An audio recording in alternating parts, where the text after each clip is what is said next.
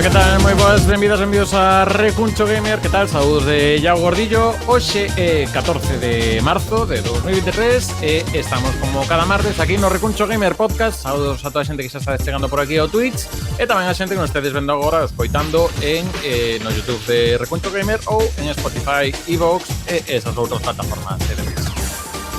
Programa número 33, digamos dos numerados, que sempre hai algún por aí que temos aí desperdigado cando facemos cousas así pouco raras. E hoxe xa anunciamos por redes sociais, hoxe son tres letras as que marcan o programa. Son a R, o que ven sendo logo a P, e dame un G. Así que imos poñer un pouco música de ambientación RPG.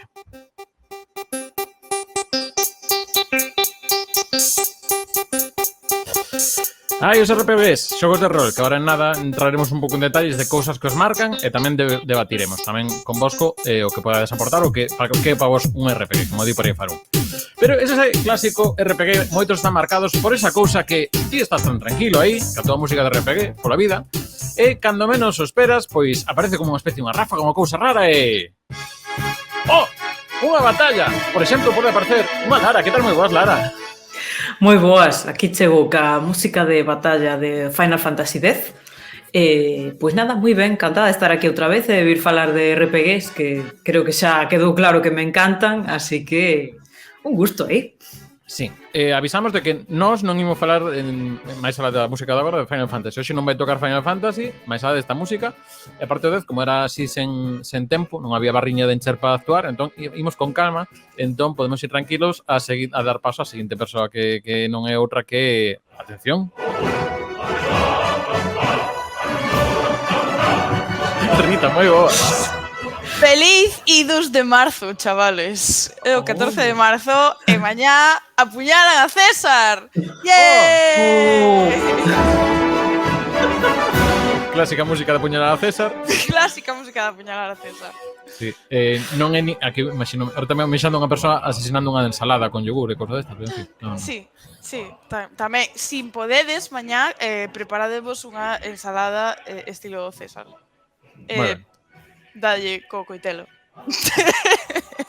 Nada, non vos preocupeis, xente que non respondiche por redes sociais, que nos está dicindo por aí Farun e demais, que podes, como sempre, comentar por aquí. Podemos comentar e definir tamén o que é un RPG, porque ás veces non está moi claro, por exemplo, o que sei, esta música é de RPG? Non sei se é de RPG, pero é para darlle paso a Ángela Triana, que ten moi boas, Ángela. Hola, non é de RPG, pero é bonita. Pues xa está. Para que queremos máis? Que tal, como estás? Ben, eu son a Resistencia, non me gustan os RPGs, pero sufros.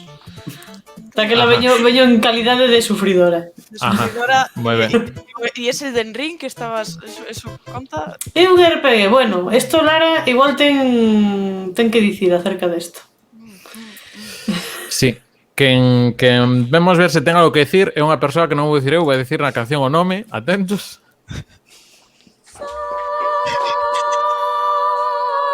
Oh. Que me chama. Que tal? Porque é moi boas. Hola, moi boas. Boa noite. Que tal? Oxe, imos de RPGs. Que tal co RPGs? Ben, tamén. Super ben, como sabedes. A mí encantame os RPGs. De feito, penso que é o xénero que máis xogo. Así que, mirad o que vos digo. Ui! Ya os veis. No, sí, no, cambiante porque estás dando a espalda a Ángela aquí no plano, que sempre estou vendo no YouTube, pero no Twitch, pues, claro, quedaba así, así non nos damos a espalda. Por favor. Pois nada, saudamos as 13 persoas que ahora vou mirar, que cando entra aquí moita xente de repente vou ver se pasou unha raid que non me entero de nada, pero eu creo que está a xente entrando porque hoxe o tema chama. O tema, como decíamos antes, RPGs. Un segundo que cando estou votando, quería cambiar a canción, non cambia, moi ben. Entón, se vos parece, xa que houve aquí unha época no Recuncho Gamer que facíamos cousiñas como unha cosa chamada Dicionario Gamer, pois se vos parece, imos ver un pouquiño ese minutiño que falamos do RPG para sentar aquí un pouco a base e despois pois debatimos o que está aí ben, porque hai cosas do señor este que fala que fixo vídeo que xa non estou de acordo co que dixo, así que nada, imos ver un momento que era iso do RPG según o Dicionario Gamer. Sabes o que é un RPG? E non son as siglas dun cocido de repolo, porco e garbanzo como nos dixestes por redes. Dicionario Gamer, coa colaboración de .gal.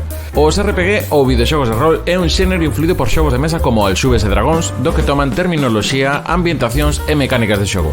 Neles manexamos un protagonista ou equipo que obterán a vitoria superando varias misións dentro dun argumento no que xeralmente teremos que salvar o mundo ou a sociedade que nos rodea. Poderíamos diferenciar dous enfoques. Nos xogos occidentais, maioritarios en PC, contamos con maior liberdade, realismo, gráficos máis escuros e o foco posto nas mecánicas e inventorios densos. Mentres que nos asiáticos, cos xaponeses á fronte, tiveron máis presencia para consolas, temos un ambiente máis agradable e con sistemas de batalla máis lixeiros. Máis características deste xénero teríamolas no extenso inventorio, cheo de pocións, armas e accesorios, ou en que as personaxes van aprendendo habilidades e mellorando as súas estatísticas a través de puntos de experiencia obtidos en combates. Contaríamos con varios subxéneros como os RPG de acción, os RPG tácticos ou os MMORPG, que dos que falaremos a semana que ven. Bueno, a semana que ven era no vídeo de Dicionario Gamer, que xa o tedes por aí, tedes tamén toda a serie xa primeira temporada, está toda aí de Dicionario Gamer. Dito isto, matizacións, que algún cousa que vos chamar a atención ou que precisar? Unha definición básica, pero que hai que empezar por un lado e ademais como hai tantos RPGs como cerebros existen, pois non tampouco te podes meter así moitísimo en que na miña opinión unha cousa que sí que ten que caracterizar a un RPG é que tes un personaxe ou un equipo de personaxes que necesitan ir pola aventura, digamos, pero ti tes que meterte como na súa pel, por decirlo de alguma maneira. Poden ter máis decisións ou menos decisións, pero ten que haber características que fagan que te metas na súa pel, por así decirlo. Pois Vale, a mí chamou a atención que comentabas que os RPG xaponeses son máis sinxelos que os occidentais, é como, bueno, Depende. Isto é unha documentación do que é guionista que fixo iso, que non me acordo quen foi, pero... No, que pasa que sí que tuveron unha época que eran como... Creo que supoño que a época de PlayStation 1 e por aí, que tiñan como moitos colorinchos, eran así como unha estética moi definida, que era como... Tiñan sí que unhas historias máis de conto de fadas, máis que as que había aquí, que estaban moi influídas ao final por Dragóns e Alxubes, que eran moito máis de fantasía medieval así da europea, dura. Para min quizá esa sería, naquel momento, era unha diferencia bastante recoñecible nos RPGs. En canto a temas de dificultad, refíreste máis igual a cantidade de cousas que podes cambiar no teu equipo e habilidades, que igual, non sei, eu nunca xoguei eu mesma, son un backseat de xogos de Final Fantasy, pero nunca o xoguei eu mesma, entón tampouco sei como son as mecánicas de inventario, pero igual estabas pensando en algo máis como... que nos xogos occidentales pues, manexas tropecentas mil tipos de inventario que todos teñen estadísticas distintas e o 1% de maxia que chaforra tal espada, bla, bla, bla. Sí, eu creo que máis pola xestión nese aspecto que tamén máis posibilidades. Isto falamos un pouco xa no anterior programa, que había un pouco haterismo polos... Bueno, houve varios elementos de RPGs que tocamos, eu caín especialmente no de inventario, pero sí, eu creo que vai un pouco máis dirixido, vai un pouco como máis da man, dame sensación. Tamén podes facer a mesma delimitación de xogos exclusivos de PC a xogos exclusivos de consola, que tamén, por razóns obvias, usualidade, eu creo que tamén pasa un pouco iso. É o que comentaba, Lara, eu tamén noto moito iso, o colorinchi, que agora sí que é certo que moitos RPGs, videoxogos xaponeses están occidentalizándose un pouco, pasou con Capcom, tamén con Squaresoft na última época, tamén lle toca no que ves nos RPGs en Square. Entón, pois iso, no comezo inicialmente, e claro, comentamos antes de comezar o directo, E o RPGs chamámonos de aquí que estamos en Xapón. Ali eles chaman de RPG. Sí. Isto é como o da ensaladilla rusa, é onde se chame, claro. En Rusia chamaralle ensaladilla, non vais? Claro. En Francia chamase En Cuenca non nos poñen mirando para Cuenca, poñen para Coruña, polo que teño entendido, pero isto é segundo. Todo depende da ubicación, todo. Efectivamente, o contexto. Depende da postura tamén. Pregunto unha cousa, como de importante é o tema de tomar decisións e que inflúan? Porque isto sí que, con unha xente teño falado do tema, sí que parecelle máis importante. Eu ando máis polo tema de puntos de vida, puntos de maxia, estas cousas, pero o tema das decisións, como vedes vos de importante para un... Para min, personalmente, é algo que me encanta. Que inflúa moito no xogo e incluso que cambie cousas, para mí é bastante importante. Eu tamén penso que é moi importante porque axuda a crear esa sensación de personaxe, non? De meterse no rol, que é precisamente do que vai o xénero. Entón, a toma de decisións, claro, ten muitísimo que ver co xénero. Eu penso que tamén o define. Para min é máis importante o viaxe que o destino, se ten sentido. Por exemplo, no Divinity había... tes un obxectivo ao principio que é escapa do cárcere, ¿no? Básicamente. E tes como 10, pero tes como 5 maneiras polo menos de escapar do cárcere. Isto é, o resultado final nunca cambia, que é que ti escapas, pero a forma na que faz pode ser moi diferente, que che dé opcións a decir, pois, forza a cerradura, ou utilizo maxia, ou utilizo a miña elocuencia para enganar a un guardia que me deixe pasar polo túnel, ou etcétera, etcétera, ¿no? Ese tipo de decisións. Sí que me gustan as decisións, pero para mí é máis importante como chego ao resultado que o resultado en sí, porque logo hai xogos que din toma esta decisión e logo non pasa nada, sabes? Eu creo, e fago un apunte a nivel personal, que os que vimos de xogar a xogos de rol de mesa somos como máis exixentes con como teñen que ser os xogos de rol, no sentido de que tense que parecer máis as partidas de taboleiro e ficha que que teña esa similitude, que sentamos algo moi parecido a cando xogamos cando estamos xogando a rol, pois iso, nunha mesa, con nosa ficha e con nosos dados. Creo que esa conexión para nós é importante. Que se parezca o máximo posible, pois eso, a Dragóns e Alxubes, que é o básico que coñecemos todos, e ao final ten moita importancia pois que vimos de xogar de rol dese pavo. Pero sin perma morrer. Eso non vale. Eu aos videoxogos veño a que non me poidan matar, sabes? Aproveito, porque para que vexe unha cousa que imos chegar en algún momento a debatir, tamén sobre todo logo cando cheguemos ás respostas dos ouvintes, que nos deixa por aquí Farún. Por isto que falamos, se o Ghost of Tsushima é un RPG polo progreso da personaxe, habilidades e inventario. Sería. Para min, personalmente, non o é, porque sí que é verdad que tes unha progresión de personaxe no sentido, pero que desbloqueas técnicas, e ao final podes pensar que é certamente personalizable, pero non comparado co desenrolo do árbol de habilidades que soles ter nun xogo de rol moi puro. E sí que tes un inventario, pero é bastante lixeiro. Para mí son estos xogos de acción que collen mecánicas dos RPGs. Entón son como action RPGs ou algo así. Pero non é exactamente un xogo puro de rol, pois como pode ser eso, o Diablo ou todos estos xogos que para min son o máis tal. Esta é a miña opinión personal, xa digo, non teño máis definido así o que é un xogo de rol, o que é un xogo de acción, e para min o Ghost of Tsushima ao final é un xogo de acción. Hai un feixe de xogos que están entre acción e RPG que collen así as dúas cousas. Un poquito de allí, sí. Na mezcla está o bo, na mistura está o bo, claro que sí. Na mistura está o bo, que é unha maravilla.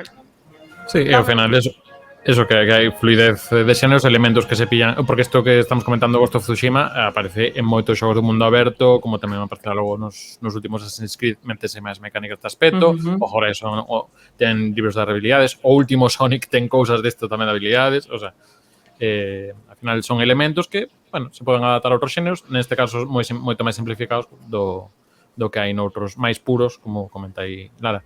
Dinos aquí que tamén, sobre este tema, dinos Pluperi, que é legal cando cada decisión teñen pesos morais, éticos e influencian a tua amizade cos compañeiros.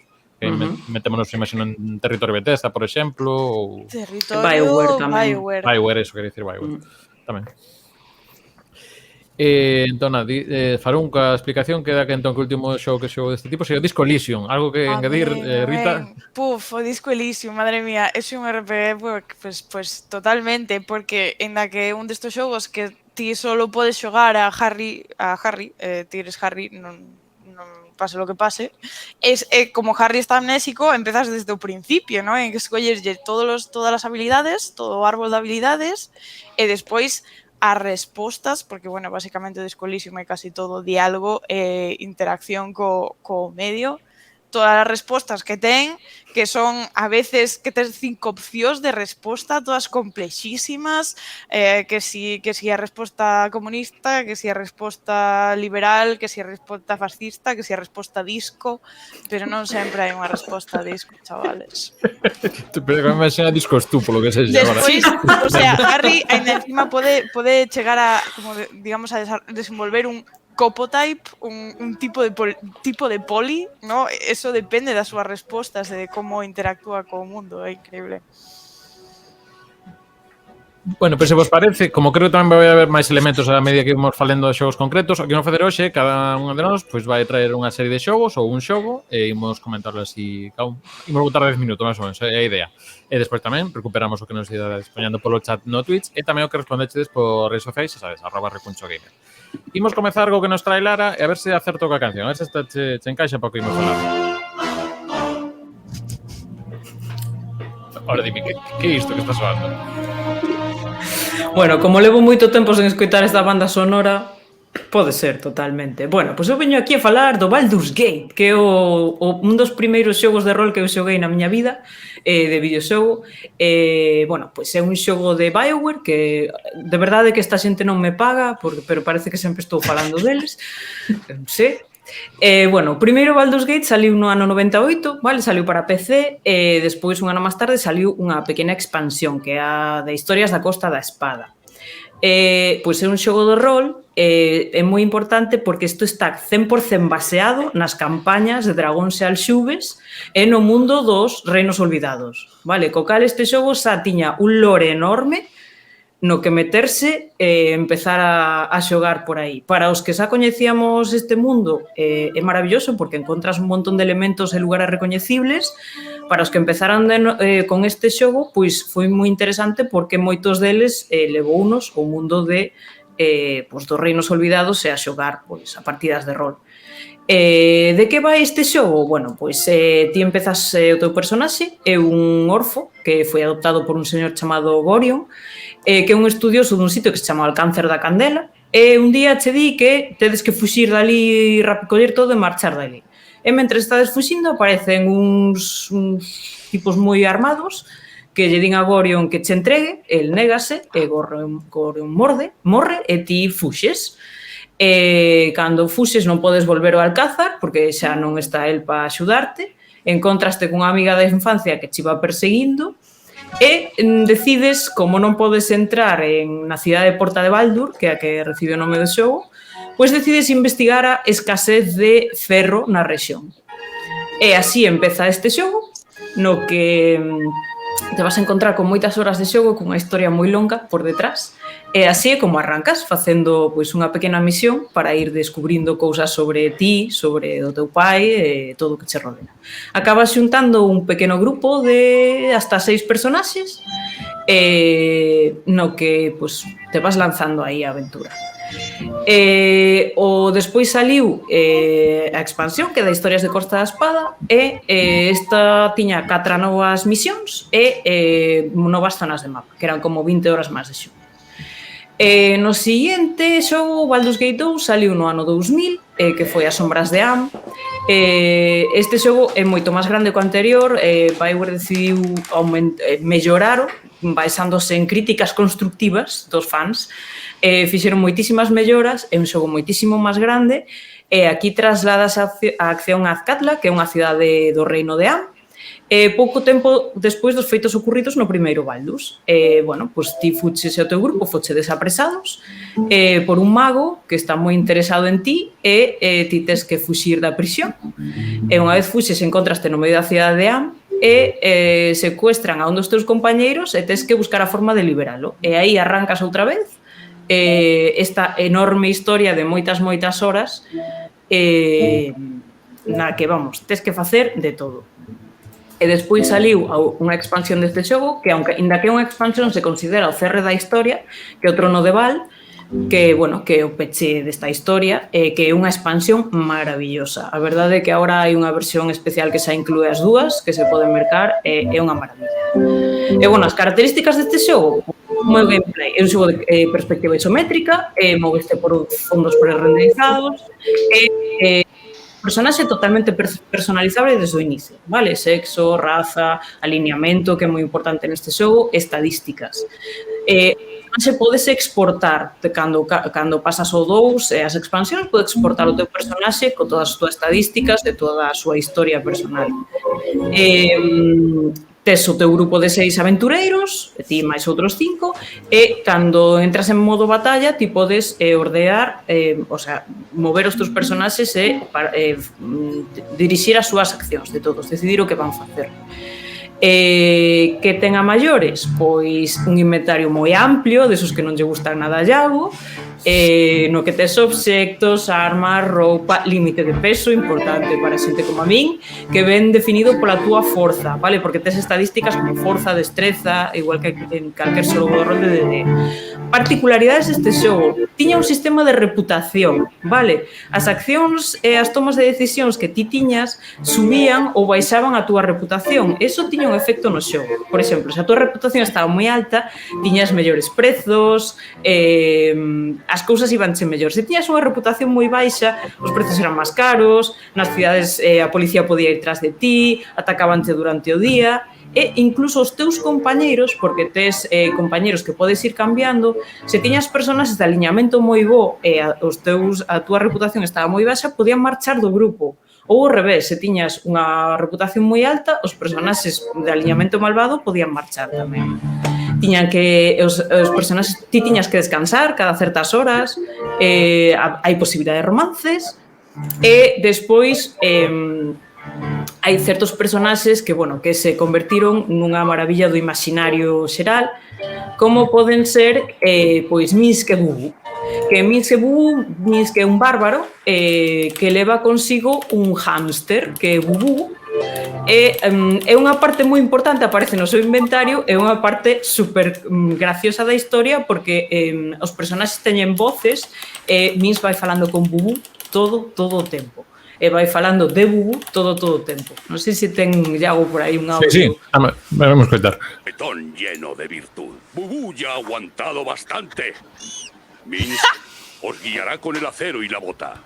Bubu se ocupará de los detalles. Debemos descansar pronto. Bubu tiene ganas de trepar a los árboles otra vez. Bubu tiene que hacer ejercicio. Así que tendríamos que ponernos en marcha o nos morderá por todas partes. ¡Mírate a sus ojos, Bubu! ¡A sus ojos! Bueno, Minsk e Bubu son maravillosos, vale. Chegou un momento que o xogo de cartas de Magic the Gathering de vez en cando saca edicións que se sitúan nos Reinos Olvidados. E na última edición que sacou, que era precisamente sobre a Porta de Baldur, salían nos sobres Bubu. Na portada dos sobres salía Bubu. O sea, este personaxe trascende.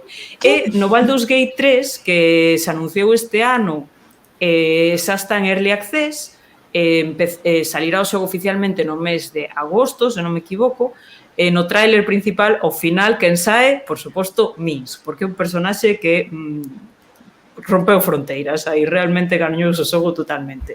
Lara, cando saleu esta edición de Magic the Gathering de Baldur? Hai pouquiños meses, 3 ou 4 meses.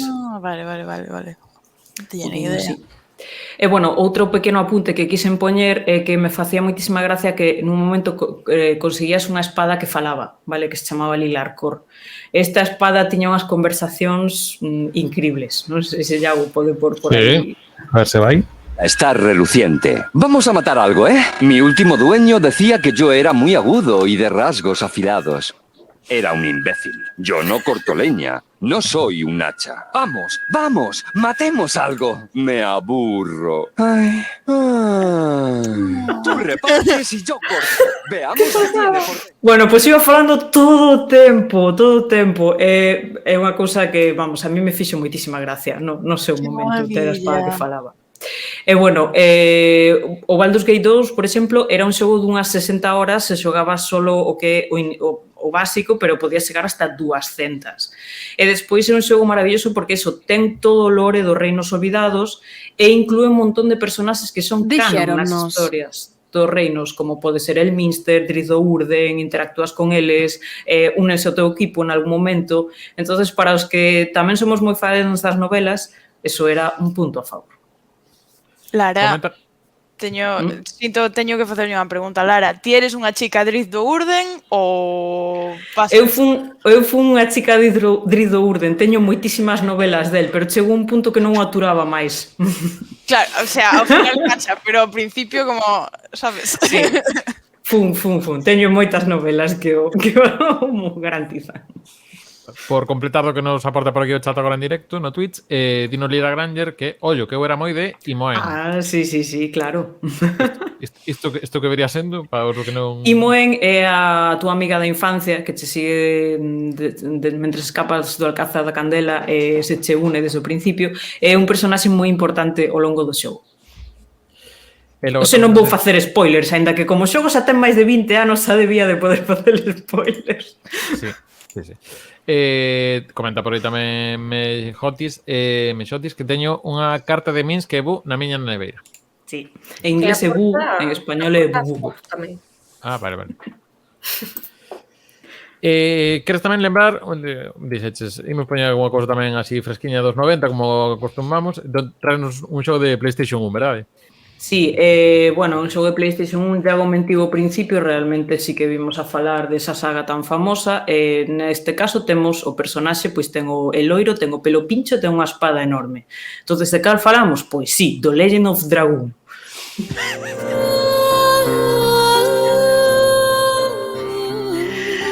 Bueno, este xogo é un RPG xaponés do ano 99, chegou a Europa no 2001, porque sempre vamos con retraso, non vai ser.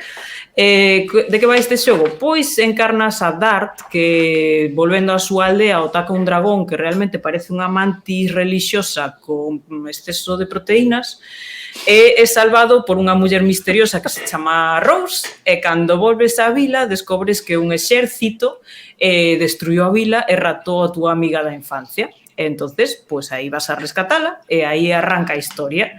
Este principio acaba sendo, como sempre, hai que salvar o mundo non das malvadas maquinacións dun imperio malvado que se chama o Imperio Díaz.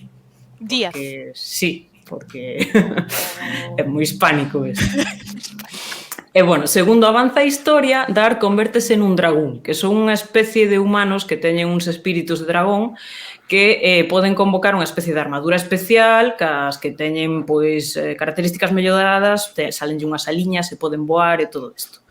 Cales son, como é o modo de xogo? Pois típico destos RPGs, é dicir, tes un mapa polo que te podes mover con fondos prerenderizados, hai aldeas e mazmorras onde podes interactuar con outros personaxes, e as batallas pois, son un sistema de 3 xogadores, un sistema por turnos, ca diferencia de outros xogos no que tes un quick time event, cando golpeas tes que darlle a un botón, o cal aumenta o combo e mellora o dano do combo. Cando entras en forma dragón, pois todos os teus danos recepción aumentan, a recepción de dano disminúe, tes mellores maxas, todo isto, tes un super power up. Hai 9 personaxes no xogo, todos eles con forma dragón, e cada espírito pois, vai asociado normalmente a un elemento, pois, lume, luz, vento, auga, terra, rayo, oscuridade.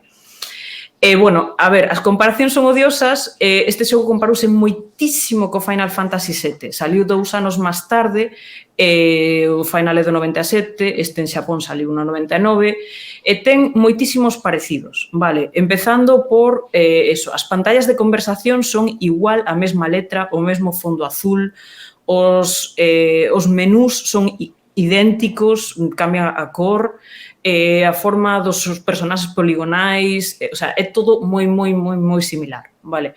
Que pasa? Que realmente en Xapón nesta época todos os RPGs eran moi similares, tiñan o mesmo estilo. Se xogas o Legend of Legaia, que tamén é outro xogo de rol que teño eu, tamén as pantallas son super parecidas, as conversacións son todas iguais. Este xogo ademais tiña unhas cinemáticas con CGI moi desenroladas, que polo que tuvo moito mérito. Que pasa? Que eso, que o compararon brutalmente co Final Fantasy aí pois non tiña nada que facer, obviamente. É un xogo que levou 3 anos de desenrolo e unha das inversións máis altas para un xogo de PlayStation 1 no seu momento. Agora podese xogar, está na PlayStation Store para PlayStation 4 e 5 unha versión remasterizada.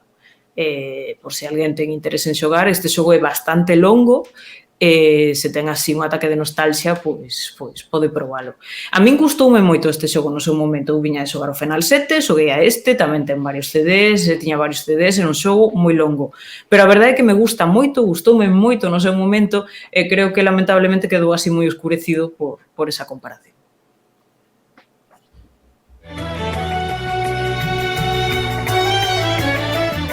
Pois nada, eso que agora está ben tamén que este se puido recuperar, que logo algún destes, non sei se todos os teremos versións máis cómodas de xogar. Non sei se tedes alguna dúbida, alguna cousa, pregunta, aportar. Diremos que este tamén foi a escolla que fixo un dos ouvintes, que foi Mauro Riana, que tamén nos deixou por aí comentario, o Legend of Lagoon como seu RPG favorito. Que teñen os RPGs con as amigas da infancia? O sea... Sí. Hai máis, o sea, hai máis que utilizan este movida Sí. de el amigo de tu infancia. Amnesia tamén, este tipo de cousas. Sí. Bueno, pero ese é moi útil desde o punto de vista de mecánico, porque che permite escoller pues, a túa personalidade, pero isto de o amigo da infancia, bueno, en fin. En fin. Imos agora para o que nos trae Rita, que non é outra cousa que o Pillars of Eternity 1 e o Pillars of Eternity Deadfire, ou tamén conocidos como o Nightwing do Batman de Baldur's Gate. Porque están, o sea, chamaronlles o sucesor espiritual. Eu non teño moi claro que significa, pero non sei se queres poñer musiquita ou non. Sí, que pensei que tiña cargada, pero non.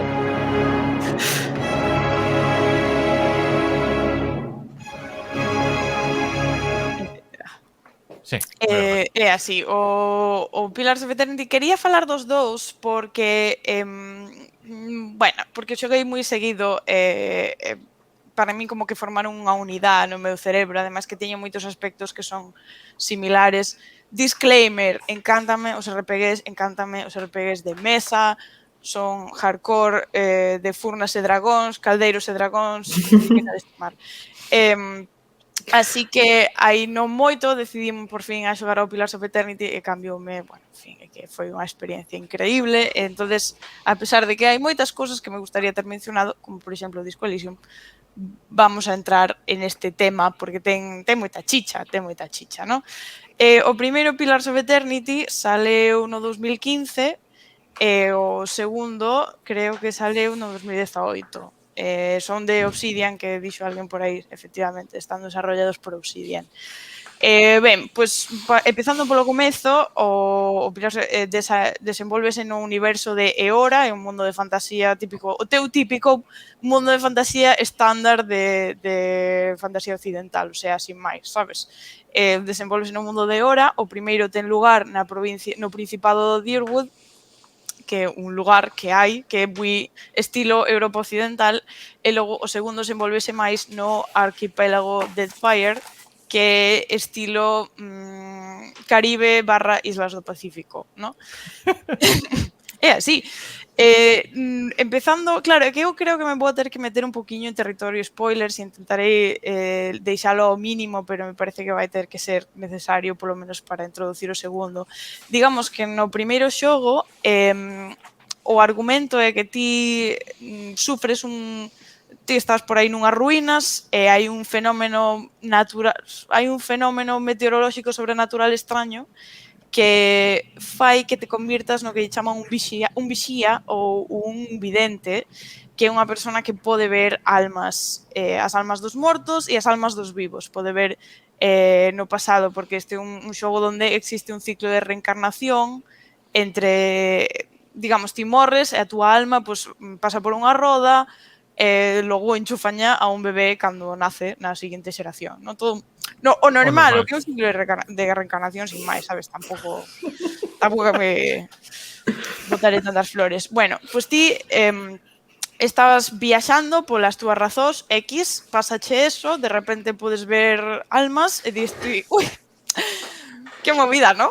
Entonces vas, chegaste á vila máis próxima para ver se alguén che pode axudar a ver que puñetas che pasa e descubres que hai un suceso que está pasando na provincia, no Principado de Dirbud, que os bebés están nacendo sin alma, ¿no? A xente está tendo bebés e estos bebés nacen sin alma, unha cousa que dito así parece moi casual, pero Claro, como notan? Estaba pensando o mismo, Que como dicir, sabe? eu como usuaria de bebé reciente, digamos que o bebé non fai nada, no, é que son así. pero non choran, non Vale. choran, non fan nada, non Está exploran. como en stand-by. Están como en stand-by todo o tempo, Vale. efectivamente. Entonces, eu quería decir, claro, ti has mencionado que risas, ¿no? Pero ti ali cando estás no xogo explícanche unha maneira terrorífico, porque Claro, sí, a ver, ten que dar medo. está moi ben explicado, ¿no? Entonces ti estás eles contando que movida, neno. Bueno, é toda unha película. Entonces ti tes que entender que che pasou e como podes salvarte de descender a tolemia, porque a túa condición, digamos que sin entendela, sin entrenarte, pues pode ser un problemita. Aparte de eso, tes que saber que puñetas pasa cos bebés porque nacen baleiros, que coño está pasando aquí, con perdón, ¿no? Entonces, inicias a túa aventura, jaja. Isto no un. O dous ten un argumento diferente, obvia, que chegaremos a él si eso. O que o xogo de rol, así, os elementos de rol, pois hai moitas cousas que son como no Baldur's Gate, no? Bueno, para empezar, o que é común en todos os xogos de rol, que tes un personaxe que, bueno, en todos, en moitos, vale? Non vou dicir en todos, en moitos xogos de rol, que tes un personaxe que ti escolles raza e clase, tes para escoller, creo que son 4 razas, 5 razas. Son as típicas e máis un par máis novas. De clases, pois tamén as típicas máis un par máis que son novas. Mago, guerreiro, druida, cura, bla, bla, bla, bla, bla, bla, no? Tes así as túas opcións. Eso no teu PC. E logo o teu PC, o que ten, hai o que construe o teu PC, hai unha cousa moi interesante que tamén facía Baldur's Gate, que era a reputación. Que pasa? Que na reputación no Pillars está como que lle deron outra volta, no? A parte da reputación que pode ser boa ou mala nun lugar, por exemplo, ti na vila esta a que chegas, no? Ali podes escoller reputación ou boa ou mala. Pero ademais de eso, ti como personaxe podes adquirir fama de boa persona, ou fama de diplomático, ou fama de persona cruel, ou fama de graciosito, sabes? Pode ser, xa está o tipo, xa veo tal, ¿no? Con sus típicas gracias, etcétera, etcétera. E esta reputación que ti colles non só de ser famoso ou infamous, non só de ser admirado ou detestado, sino esta reputación de ser honesto ou de ser mentireiro, pois a medida que xogas podeche sacar de situacións X, ou pode axudar aos personaxes ou sabes, ou desaconsellalos de que che fagan caso. Eu recordo que cultivei no seu momento a reputación de ser honesta, no? De non mentir. Entonces, chegado a un punto, tes que testificar nun xuicio e ti dirlle á persona que está actuando como tribunal, pues mira, ti sabes que eu son unha persona honesta que sempre vai ca verdad por diante e di, pois é verdad, é certo. E iso era por todos os puntos de honestidade que tiña, que isto, sabes, se o intentara unha persona que vai por aí mentindo, pois traga, etcétera. A nivel de xogabilidade é un RPG isométrico, dos que se ven por arriba. O un tiña un sistema solo de pausa, ¿no? Que combate a tempo real e pausa e micromanagement do teu equipo. No 2 teñen este sistema, pero ademais añadiron, e agradezollelo moitísimo que engadiran un sistema por turnos que me fai moito menos inútil. O combate por turnos para min é lo mejor que hai, ¿no? Eso engadiron no Deadfire.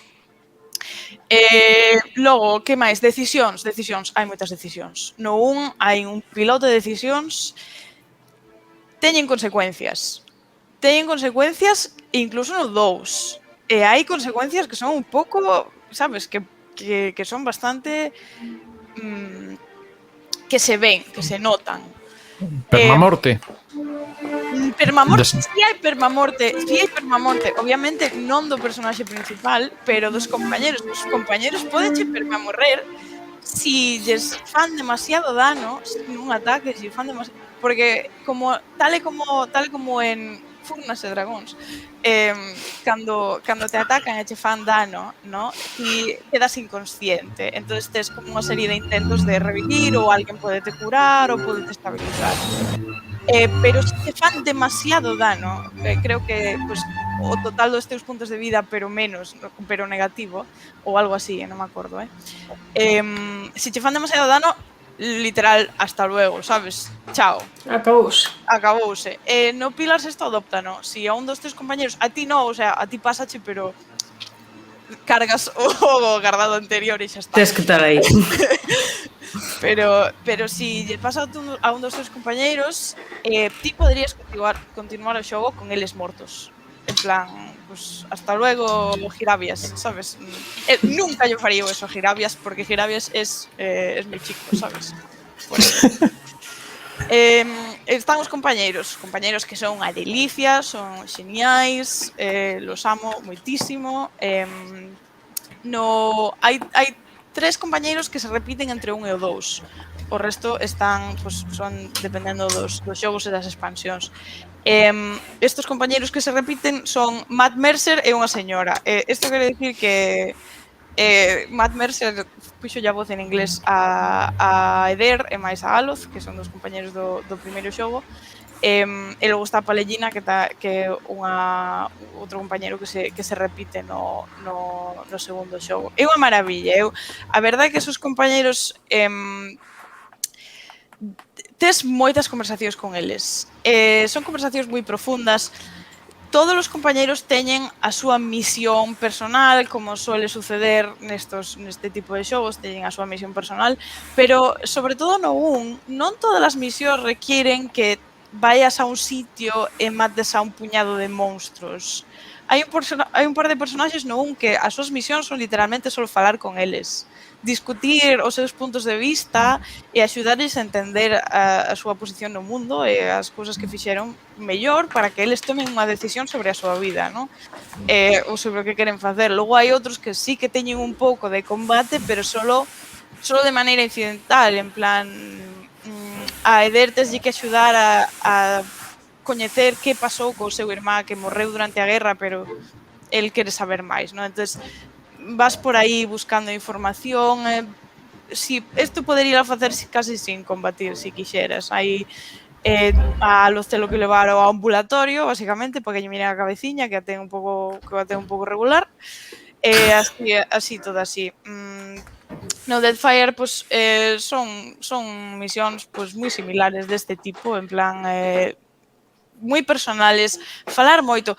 Teño que decir que no 1 falaba máis que no 2, non é que no 2 non teñas conversacións, pero no 1 as conversacións cos teus compañeros creo que a min pareceume que eran máis longas, non?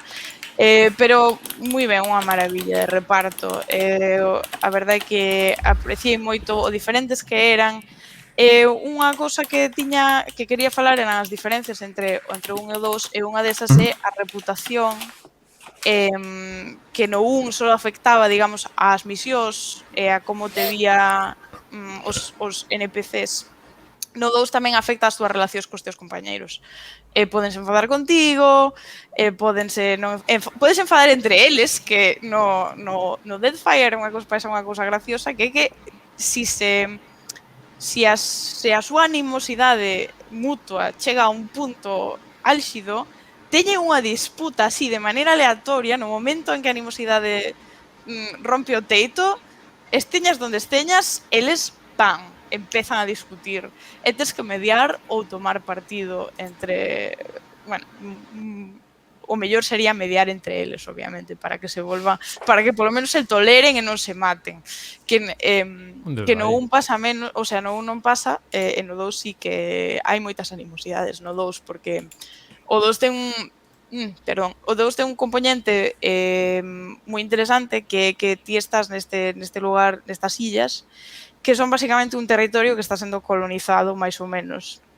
Digo máis ou menos porque non hai unha forza invasora, pero son todos como intereses mercantiles, ¿no? Que se están querendo poñer as súas gadoupas no poder e tal.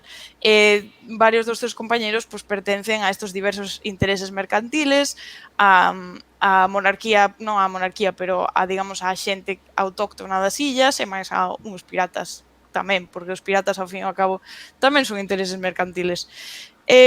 Aparte desto, a diferencia que hai no 2 é que podes facer un multiclass, que non podes, pero no 2 sí, podes ser, por exemplo, un mago guerreiro, ou un druida cantor, ou, bueno, o que te apeteza, ti podes facer multiclass e quedarte tan ancho. Sí, E os teus compañeros... Que era princesa guerreira, efectivamente, pues, princesa guerreira. E os teus compañeros tamén lles podes poñer multiclass. E finalmente no Deadfire tes a opción de romancear aos teus compañeiros. Creo que isto xa o dixera no capítulo dos romances, no episodio de San Valentín. Son romances así máis low-key, menos, digamos... menos intensos. Menos intensos que por exemplo, no Dragon Age. Depende do personaxe, porque tamén hai algún personaxe que é un pouco intensito, pero bueno, xa é el así, intenso con todo, ¿no? Dixe, te quejo, pásame unha mazá, e di, esta mazá, que preciosa, que pel tan reluciente, ¿no? É así, ¿no? O sea, igual é subagudo de NPCs, sí. Era neste xogo no de as escenas descritas por narrador? Non, este non. Non hai, para empezar, non hai, o sea, hai como se di? Suxestión. Queda implícito, nalgúnas circunstancias queda implícito que tuveches unha relación íntima, pero non hai ninguna narración desta relación íntima, sabes? Fundido a negro. Serafem, vente pa meu camarote que teño unha botella de champán. Fundido a negro, sabes? Moi bien. Cortinita de estrellas. Cortina de estrellas e seguimos con la aventura. Pues, básicamente... tamén hai unha espada que fala no Deadfire. Moduir. Tamén ten unha espada que fala. Que dicir máis? Que está impresionante no contido teolóxico. No primeiro, decía vos a semana pasada, exploras conceptos de que é a divinidade, que son os deuses, que quiénes somos, de onde venimos, a onde vamos, que pasa con nosas almas cando entran pola roda, que pasa se non salen da roda, que é a roda, que na fixo, son todas cuestións. Todo o tempo estás encontrándote con restos, pistas deixadas por unha civilización antigua chamada Enwith, da que vas aprendendo máis e máis ao longo do xogo. Eu, se queredes spoilers ou non, estou nos intentando facer. Ao final do segundo xogo ten unha destas decisións das que o estudio non pode salir, que son lore breaking, no sentido de que isto é como no Skyrim, que tes a guerra civil, sabes, e podes escoller a quen apoias. Pero despois de eso, que pasa? Sabes, se fixeran un xogo despois, cal é o canon? Quen gana? Pois o Deadfire ten un final que é peor, eso pero peor. Se tomas unha decisión, tes varias, ¿no? Cal é o canon, sabes? Ese está un pouco tricky, como digo os guiris, un pouco tricky, non sei se salirán deso. Comía galletas de Barrio Sésamo, sí. Exacto, tamén. Iago. Perdón. Dinos aquí Pluperpi que de a forma, falando deste xogo, que a forma como o xogo describía a sensación de vixía ou transitar por memorias das almas alleas, que era case como unha obra lírica absurdamente fantástica, que todos os eloxios que son insuficientes aos escritores. Amén. Hai moito deso cada vez que entras pues, nas memorias de alguén ou que axudas a unha alma a topar o camiño cara a roda, pues tes un montón de sensacións, é como se te mergullaras así no seu espírito, por decirlo de alguma maneira. É bastante bon facéndoche sentir estas cousas, tanto que logo hai, bueno, estos xogos teñen DLCs. O primeiro ten un que se chama as marcas brancas, é un sitio, tes unha aventura ali, e o segundo ten 3 DLCs de diferentes tipos. Durante as marcas brancas encontraste con outra persona como a ti, outro vixía ou vidente, e a verdade é que o xogo fai tan bo traballo de contarche que se sinte cando eres un vixía, que ti cando te atopas con este pobre diaño dices, joder, ti estás tan jodido como a min. E aí eu sentín realmente unha conexión de, sabes, camarada a camarada, que moi ben, Obsidian, moi ben feito. De puteado a puteado, sabes? Bueno, pues non sei se lembramos onde está disponibles os Pillars of Eternity. Que para PC, para PlayStation, supoño que tamén para Xbox, son xogos de 2015, o primeiro que son normal, o sea que as plataformas regulares. Tamén hai o Deadfire tamén está para Switch. No. Sí que está para Switch, perdón. Está para Switch, moi ben. Está para Switch. Pois imos co seguinte, que ímonos para o ano 98, neste caso, pois fanboy total, porque vou falar do Panzer Dragoon Saga, que é un xogo da Sega Saturn, por contextualizar rápidamente a Sega Saturn, digamos que era a consola coetánea aí ca primeira PlayStation, que era un pouco rival, pasaba un pouco aguantou, logo chegou Nintendo 64, en fin. E Panzer Dragoon, neste caso, é unha triloxía saída na Sega Saturn, na que os dous primeiros xogos eran shooters on rails, o sea, xogos de disparos sobre raíz, ao estilo un Space Harrier ou casi calquera destos que fora de con unha pistoliña ou unha recreativa, que ibas amontados sobre un dragón e disparabas. Basicamente eran 7 fases, 3-4 minutos cada un, disparar, non morrer, vida, tal. Que pasa? Que co terceiro xogo dixeron, imos ampliar o mundo, porque a verdade é que era un mundo absurdamente super rico de detalles e de todo isto, para ser un shooter. De feito, se non lembro mal, antes falaste tamén, Lara, creo que era o tema de uns dos xogos máis caros da súa época cando se fixo, non sei se era Legend of Dragon. Primeiro Panzer Dragoon, que era o shooter, foi o xogo máis caro naquele momento. Tiña pezas incluso sinfónicas, estaban falando comezos de xogos con CD, que entón a posta era moi impactante. Tamén con imaxes, digamos que imaxinería que se chegaron a Moebius, que un ilustrador francés, non sei se fai tamén banda deseñada, que ahora un pouco se coñeces, pero bueno, Moebius. Sí, de feito fixe algunha dos deseños base de referencia. Entón, chega o terceiro xogo, pero chega xa un pouco tarde no ciclo de Saturn, que digamos que Saturn fallou, durou 3 aniños así con un pouco de vida, entón xa no ano 98, sobre todo a nivel de Europa e Estados Unidos, a Saturn estaba de capa caída. Entón, digamos que nesa época creo que non chegan aos 20 xogos que saen ese ano, e un deles, este Panzer Dragoon RPG, Panzer Dragoon RPG foi o nome que levou en Xapón, en Estados Unidos, en Europa era Panzer Dragoon Saga. E claro, neste caso, pois, é unhas mecánicas de ir unha personaxe sobre un dragón metidas dentro dun sistema de RPGs. O argumento neste caso, pois, ponnos na pel de Edge, que é un... Bueno, eu escoito un pouco de música así tamén, aproveito para refrescar aquí a imaxe.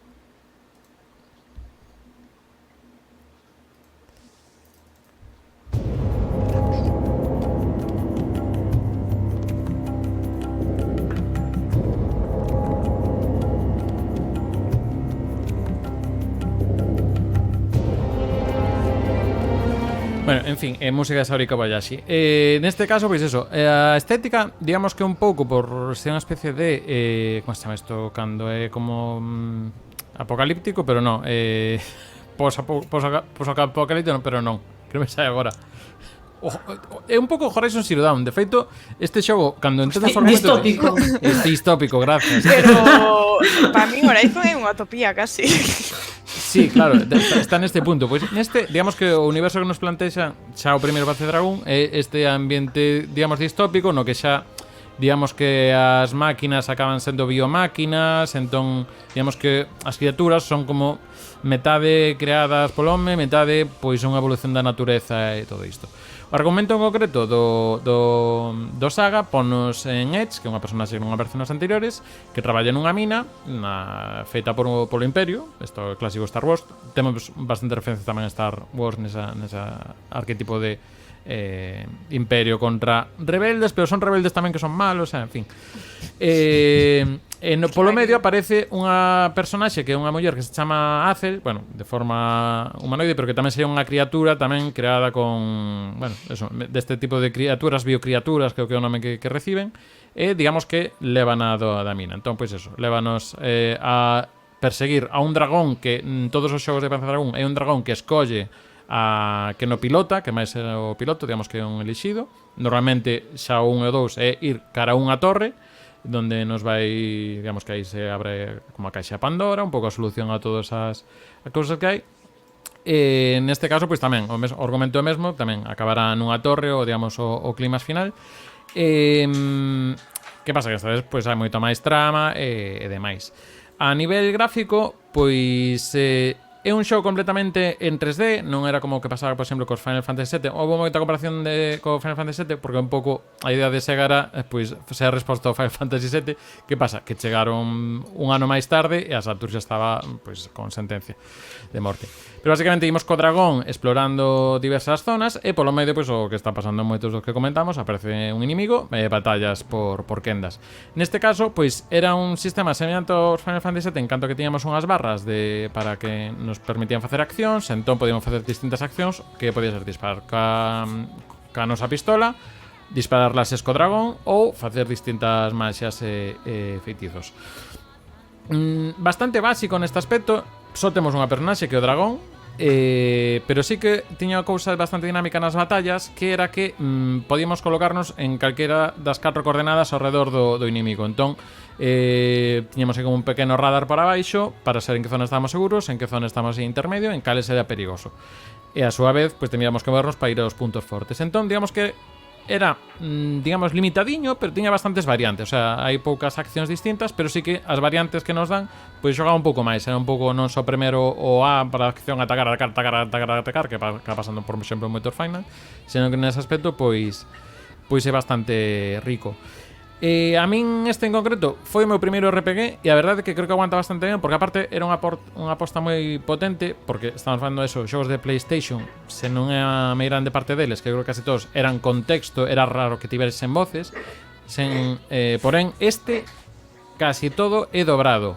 Que pasa? Que está dobrado xaponés, non chego con versión en inglés, e incluso ten un idioma propio que nas cinemáticas do comezo, que neste caso era de 20 minutos, que naquela época facer unha escena cinemática de 20 minutos, pois botaron aí os cartiños, pois estaba nun idioma que era o panzerise, que ten algo como unha mistura de latín, grego antigo e demais. De feito, a canción que estamos escoitando creo que era a canción que era a que soaba nos créditos, que dicía Sara ao comezo da canción, que gritaba Sara, quero dicir. Pois esta está en panzarís, bueno, sería un pouco de eres tío escollido, elexido tal e demais. Pois iso, a verdade é que é un xogo que tamén ten o desenvolvemento deste xogo, pois tivo moita, o sea, parte do estudio, o sea, un dos componentes do estudio pois morreu nun accidente de tráfico. Logo tamén relacionado co equipo tamén sucedeu, o sea, houve un compendio de cousas seguramente, o sea, crunch, o que chamaríamos agora crunch. Estamos falando dun equipo de 40 persoas, que algunhas delas viñen de facer o 2 e se incorporaron, e que logo, pois iso, este xogo pois segura aí. a nivel de cosas que facía que non se veían normalmente en Saturn, pues efectos de auga que normalmente eran raros de ver, transparencias que era difícil de ver, que normalmente era bastante pobre a Saturn. Comentamos por aquí que dinos aquí Mejotis que este xogo creo que probou nun disco de demos da Saturn. Non sei se este en concreto viña, sí que saiu unha demo cunha revista do Reino Unido que era propiamente o primeiro disco. O sea, digamos que este é un xogo en 4 CDs ou dividido en 4 CDs, pero non é moi longo, 15-20 horas, porque como ten audios e todo, moitos dobraxes e todo iso, pois non é tan extenso como, por exemplo, un Final que con 3 CDs ocupa moito máis. Iso, é unha banda sonora de Saori Kobayashi que para min é maravilla. Nada, para min un dos que me marcou foi dos meus primeiros, tamén un dos máis sinxelos. Non moito máis comentar. Sí que na versión inglesa, como a localización, a veces tomas un pouco licencias, digamos que poñen un pouco máis marcada como un interés romántico entre a muller que aparecía no tal, pero tampouco era moi exagerado, que decir, non é hola, somos Kylo Ren e rei de Star Wars e imos liarla por aquí, non. O sea, contense bastante incluso na versión que nos chegou aquí. Que pasa? Que ahora este é un dos xogos máis de culto de nivel de Saturn porque digamos que como estaba xa a Saturn rematada, en Xapón vendeu só 100.000 copias, pero en Estados Unidos só se fixeron 30.000, en Europa, polo que teño leído por aí, só hai 1.000. Entón, eu aí teño a sorte de que no seu momento fui a un centro médico e me dixeron, iba a comprar un sei que xogo, e digo, pero este está aquí. Entón, 6.990 pesetas, moi ben, aí estamos checks. Entón, creo que entre eu e Ramón Méndez temos xa aí uns cantos por Galicia deste, así que 2.000 de Europa. Só de Ramón Méndez. 1000 copias, nada máis. Pero... En Europa, sí. Bueno, isto que estou enseñando a versión xaponesa, que obviamente, como ten moito texto, ou está co xaponés, por isto é un xogo bastante barato a versión xaponesa, digamos a nivel de 40-50. En Saturn supera os 500, ou está en bo estado, supera os 500. Digamos que é o xogo máis caro de Saturn, quitando algunha rareza logo xaponés e demais, pero dos de Europa e tal, sí que dos máis está. Dinos por aquí, Bafarto, ese tipo de checografía xa cheira a clasicazo. Pero menuda xoia perdida nos traes aquí hoxe, Iago. Sí. Eu teño que engadir que, como menciona Mejotis, eu teño o disco do que está a falar para Sega Saturn, que é un compendio de demos de Sega, que inclúe o Virtua Fighter 2, o Baku Baku Animal, o Panzer Dragoon 2. O 2, sí, en alemán. Exacto. Sí, eso era o Saturn Bootleg, era un dos recopilatorios de demos, que un día podemos falar de tamén tema demos e cousas, sí. Que ahora xa cambiou moita cousa. Pero sí, había demo 2 e tamén co 1, que foi a miña primeira demo, foi o do 1, que poñía esa garantía de Sega todo isto e chegábache un CD. Eu, ostra, Bushi, no? Digo, ostra, que é o xogo inteiro. Digo, claro, estou xogando. Non, era fase 2. Digo, xente, que raro que poña episodio 2. Pero bueno, sempre foi moi de empezar polo 2 en todas as cousas. Pero tal, Mejotis efectivamente está dicindo sí, era o 2. Era o 2 que era a terceira fase, na que estaba incluído nese xogo, que era nun bosque. Pero sí, xa digo, o 1 e o 2 xogos shooters moi entretidos, que de feito o 1 está en remake para Switch, que despois o shooter está en remake para Switch, PlayStation 4, está para tal, e o 2 está en camiño. A min quedaron un pouco desanxeladas o remake do 1. Mantén a mesma banda sonora ademais, pero quedou un pouco da camiña. Pero xa vos digo, o RPG, que pasa? Por que non hai remakes do RPG? Porque se perdeu o código. Entón, claro, é que ou hai que facer un traballo de enxeñería inversa para rescatarlo todo isto, ou non hai nada. Xa os digo, a nivel de ambientación de música isto ten esa cousa que, obviamente, gráficamente embellece como tal, pero sí que a nivel de diseño de apartado artístico, música, todo iso, é bastante completo. As cinemáticas teñen así puntos tamén de... Era un pouco de isto de Baixoneiro, que hai uns RPGs que veña, que co poder da amizade todo isto vai para arriba todo. Aquí intentas xear a vila, parece todo ben, e pum, chegou o Imperio, ala, foi a vila tomada por saco. Aí vai Alderán. Madre mía, estas revelacións, ya hago estas revelacións e encima non hai remake porque se perdeu o código.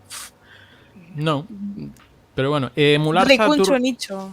Emular Saturn está complicado, pero creo que ahora xa está un pouco máis asequible de emular. Así que, bueno, se tedes por aí, se non tedes o CD de demo por aí en eBay, está máis baratín, está a 30 euros. Entón xogades 8 horas, se vos gusta, xa sí, outro día.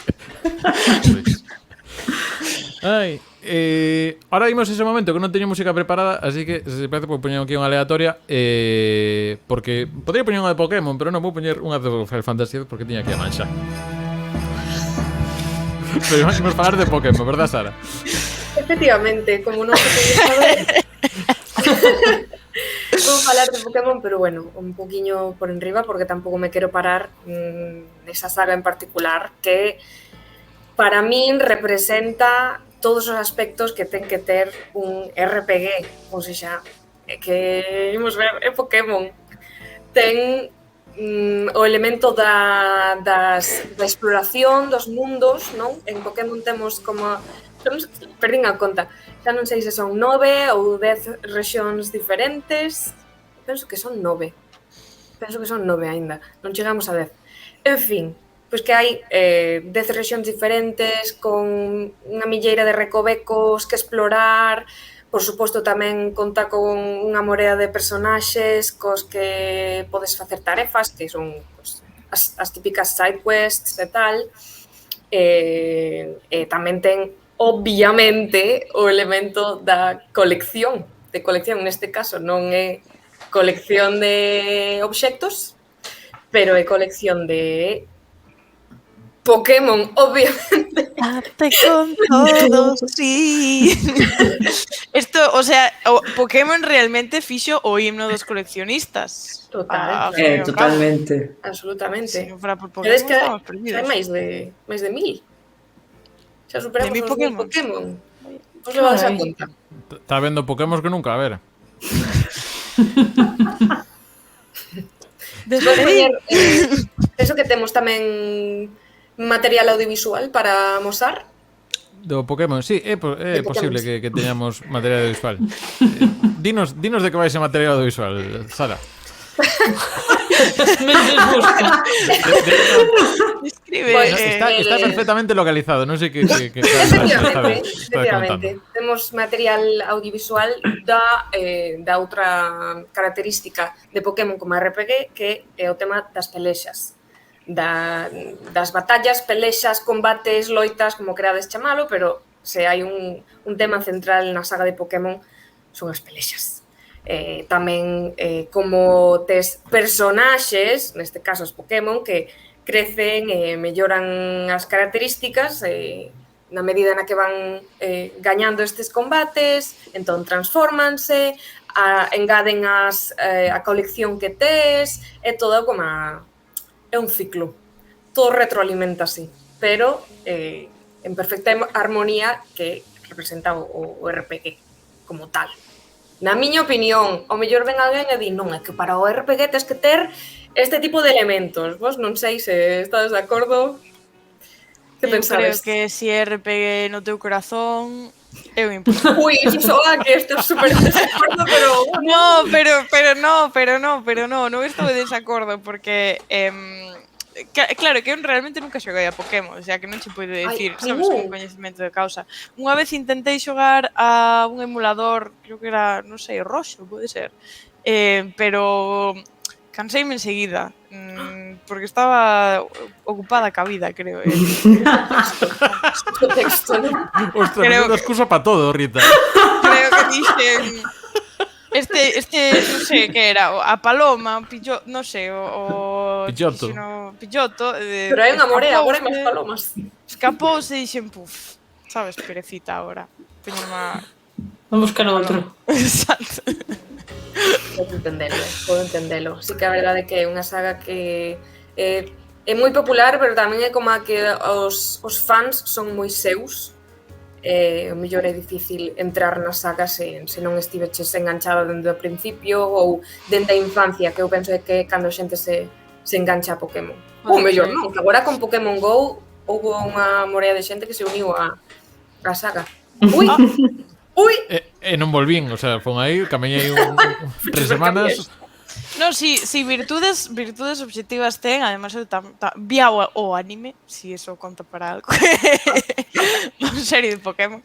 En virtudes tenas, é verdad que hai aspectos dos que describes que dis, bueno, ao fin e ao cabo, ao principio ti creas o teu personaxe vas por aí descubrindo o mundo e vendo que pasa co teu neno de 11 anos.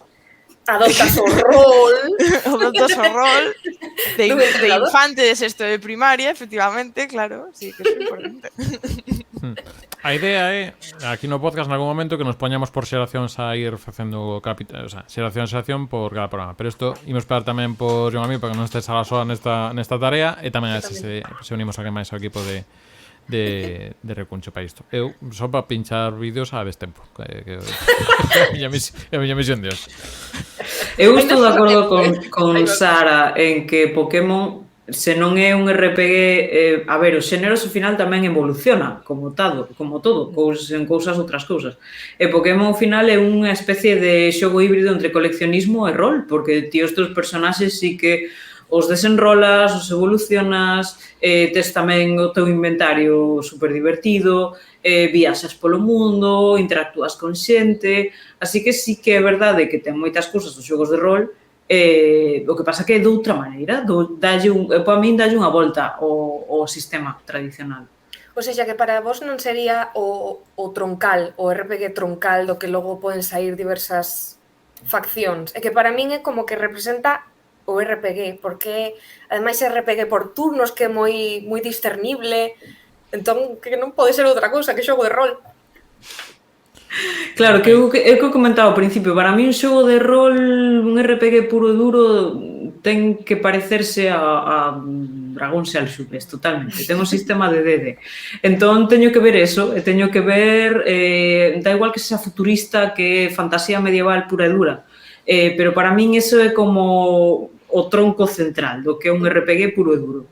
Despois, eso, aí dentro do árbol están os Action RPG, para mí Pokémon é a súa pola por completamente, polo seu lado. Exacto, porque para min lle dá unha volta, é unha evolución a todo isto. Entón, non o considero un puro, pero por o que che digo, o que comentaba antes, o meu background ven das partidas de rol de Dungeons and Dragons. Entón, para min Lara está Baldur's Gate e logo xa claro, e logo xa Neverwinter e Icewind Dale e todos estos, pero eso, sí que os podemos considerar os dous RPGs, que pasa que son moi distintos. Para min, opinión persoal, está, pois eso, o tronco inicial, porque é do que veñen ao final do role-playing game, que é dos xogos tipo D&D, e despois ese árbol, pois eso, ten moitas polas en todo. Eu creo que tamén aí vai un pouco coa primeira experiencia, porque eu creo que sale máis temos unha experiencia semelhante, porque tamén o Paz de Dragón tamén por quendas, con algunha floritura máis. Eu tamén logo o seguinte que xoguei que foi o Final Fantasy VII, co cal estamos tamén nesto, a fortaleza o gameplay é batallas por quendas, non entras tanto no que falas ti de igual máis liberdade, a personalidade, máis opción, máis customización, un pouco que hai. Eu creo tamén hai moito marca sempre por onde comeza alguén a ver tal. Se non vexe Parque Xurásico cando vin, pois igual porque está gatón de estado de dinosaurios, que facemos un podcast inteiro para iso. Bueno, como de Pokémon va dar para moito, eu creo que continuaremos no outro sitio, que hai máis xente que di que pensa como Edun, que di que Pokémon que un RPG. Isto que comentaba Farto, que tamén que hoxe en día xéneros misturanse tanto que é difícil encorsetar nun xénero de videoxogos. Imos ir con un que non sabía eu, unha franquía que aquí sabes que en Recunchamos moito, de feito a sintonía do podcast é dese xogo, que é o Bomberman, que ten unha versión RPG.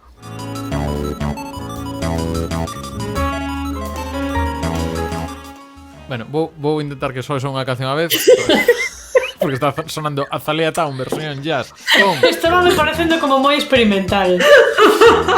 Sí. Pero dixen, bueno, será... Bueno, se repegue xunto, funtes en esa cousa. Claro. Que é isto do Bomberman Tournament? Eu tournament aquí polo ano típica Game Boy Advance. Efectivamente, é do ano 2001. Xa ten unha idade.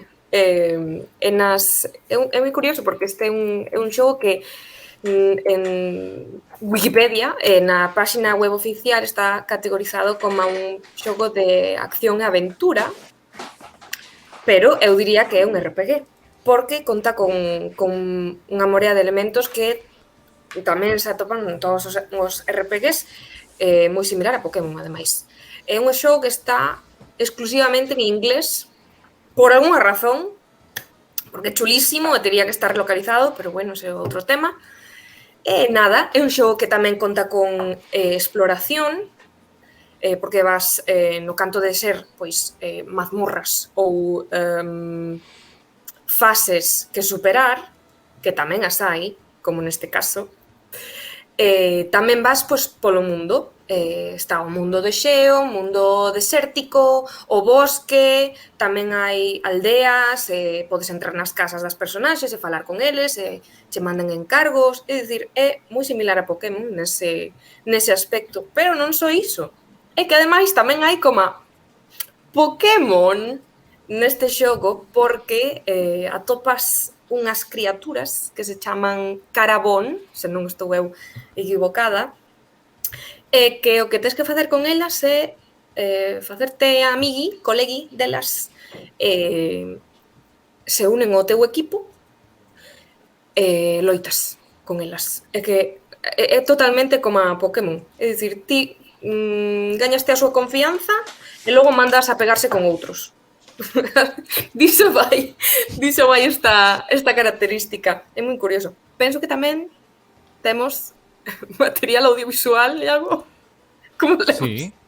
Pero espera, sería este que estamos vendo aquí ou é algo máis concreto? Elemento Pokémon, vale, sí, xa lo entendí. Xa, moi ben. No, porque efecto está buscando, claro, iba a preguntar, ahora mismo esto parece un Bomberman normal, pero con Hub, que é un vilas de RPGs tipo Pokémon ou calquera das outras que temos por aí. Vale, sí. Logo entras ao ring e tes un Pikachu bootleg que se chama Pomi e que ten o poder eléctrico. Que Teradón. Esto de que me sona. Sí. É bueno. Sí. ¡Plagio! De Pokémon do Bomberman, que é moi curioso e, por suposto, o sea, mezcla dúas sagas que a min me gustan moitísimo. A min o Bomberman encántame porque encántame os xogos tipo arcade. Este xogo ten o aspecto de RPG, porque ten a exploración do mapa e tal e cual, e a súa historia, por suposto, pero tamén ten as mazmorras, e de feito este xogo en particular ten un modo multixogador simultáneo, co cable link, imagino, que eu, claro, como a primeira e única vez que o xoguei foi en emulador, pois claro, non tiña con quen xogalo, pero estaba doente por poder compartir esa experiencia con alguén porque me parece chulísimo, e como xa nesa época non había arcades, pois non puiden disfrutar do modo multixogador. E bueno, en fin. Pois nada, este é outro xogo que eu propoña como o meu favorito. Sara, ti a base de xogos eres unha desas persoas que naceron na época equivocada? Total, eu non quero dicilo porque soa super pretencioso, pero é que eu nací na época equivocada. Eu acórdome que eu de pequena ia ás máquinas arcade, pero claro, era un Xa era vintage, cando sí, ías ti. Unha industria que estaba nos seus estertores. En declive. Sí, que bueno, eso é outro tema, que outro día pasei por diante dunhas salas recreativas que hai aquí no Centro Comercial da Coruña estaba Space Invaders bueno, versión non sei que hai cousas aí moi tolas e había un Tomb Raider que só de pistolas, o sea, está a cousa dos arcade tamén pouco, o sea, xa moi residual e tal. Tipo Perpi, que sí que no Bomberman que hai unha xestión de ítems tamén e se uso estratégico, comentaba aí, con estadísticas de combate, e que o máis importante do Pokémon é o exceso de fufura que tal aí Moi importante. todo sexa moi bochachil aí de verdad. Aprovecho unha cousa, Sara. Como temos aí un Zelda que vai ser a vista en breves, levamos hora 20 de podcast. Que? Ganamos para aí, facemos un especial Zelda, estou pensando, porque así tamén me dá tempo a mí a xogar algún. Sí. E saquei máis que se xoga algún máis de Zelda. E guardamos para aí, porque así temos unha ocasión justificada para tirar. E imos ir co último tramo de músicas que vou preparar e xa teño preparadas porque ahora vai Ángela, creo que non é tanto os teus favoritos como usuarias, é un pouco máis como como se chama isto? Backseat Gaming, non, Rita? Sí, eu dicía espectadora, pero gustoume eso do Backseat Gaming porque queda como máis sofisticado. Xogador Primeiro así pasivo. palabras en inglés, aquí xa sabes que canto máis palabras en inglés, máis comentarios nos di. Non vos metades comigo. No. Xogador pasivo, chamo eu. Eso de xogador pasivo sona a outra cosa, Lara. Sabes que Rita, moito romantero. o overlap entre persoas que xogan a xogos de rol e persoas que xogan a outro tipo de xogos de rol, pois é considerable. Eu Bueno, Non me vou meter. dalle Ángela que senón Isto está derivando, non sei se nos interesa. Se cadra así, porque mira, os comentarios están aí. O engagement. Mira, eu eso, o que dicía ao principio, eu non xogo moito a xogos de rol, polo que falábamos a semana pasada, que me custa moito isto da xestión de inventarios, estadísticas e árbores de habilidades que non sei xestionar.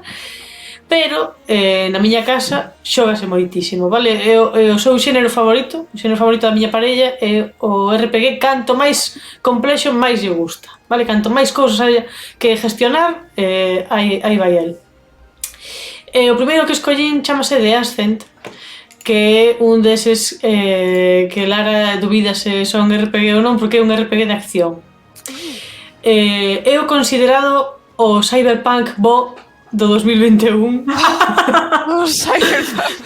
son palabras maiores, Pero Cyberpunk non é do 2021 ou 2020? Sí, non? Canto pasou? non era 2021.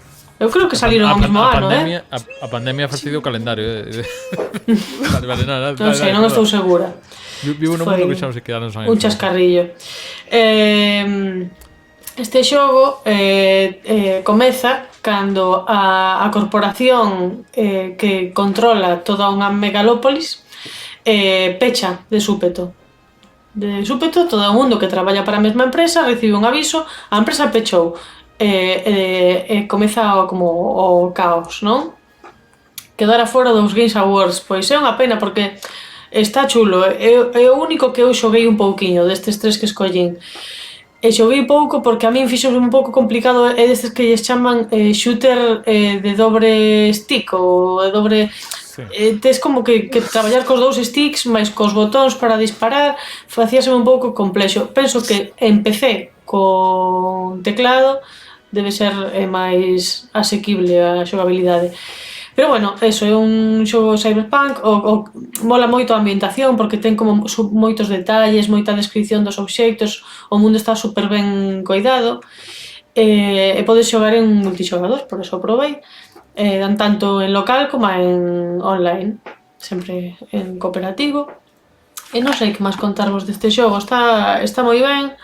Eso ten moitas opcións de personalización, tanto de, pois, a través de armas, de roupa, de habilidades, tes moitas opcións de facelo pois máis RPG, que non sexa só puramente pois a acción.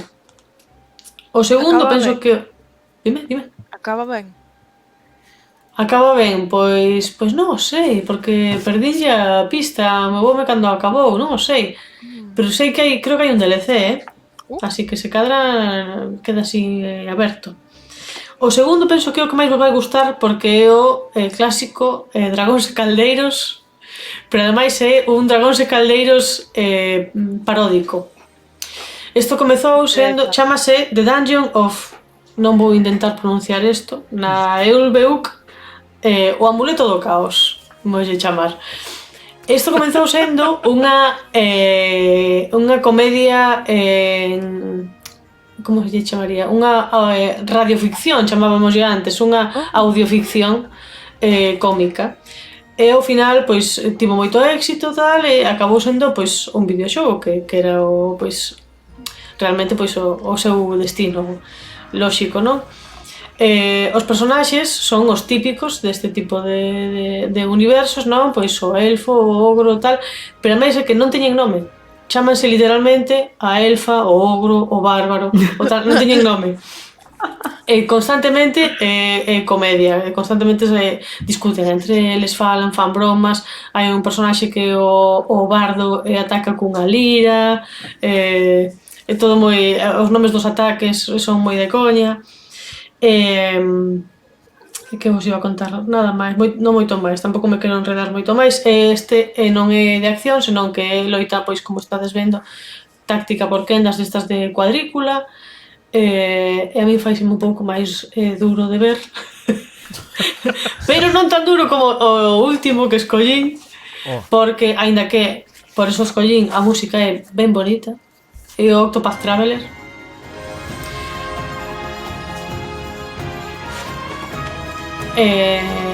Como diría Sara, non sei se temos contido audiovisual, é un... Cando cabe o anuncio. Vale, pois é un xogo de rol xaponés. Por certo, é un anuncio deses dun xogo que non é o que vai ser. Do que non existe. Podemos verlo se queréis. Sí, veña, dalle. No, Sí, porque... sí, Mira, a mes é un pouco RPG, sí. Non entendo moi ben que está pasando. Oh, mira que bonito. Sí, bueno, en fin. Dios. Bueno, deles ¿por animes qué? 3, imos pasar xa. No. Octopath Traveler estamos. Octopath Traveler. Visualmente é moi chuli, como vedes é un estilo así pixel art, un 3D, como te chamaríamos? 3D, 2D, non? Porque sí que podes andar, os escenarios sí que teñen 3 dimensións, pero a estética é como de 2D. Non sei se isto ten un nome técnico. Sí, por inventar por chamarle un falso cenital, porque realmente creo que imitan tamén os cenitais de Super Nintendo, por exemplo, ou de Mega Drive que era máis, ou tal, pero cenital apaisado. O que se ven chamando un escorzo, eu que sei. Cenital apaisado, gústame. Perspectiva renacentista de...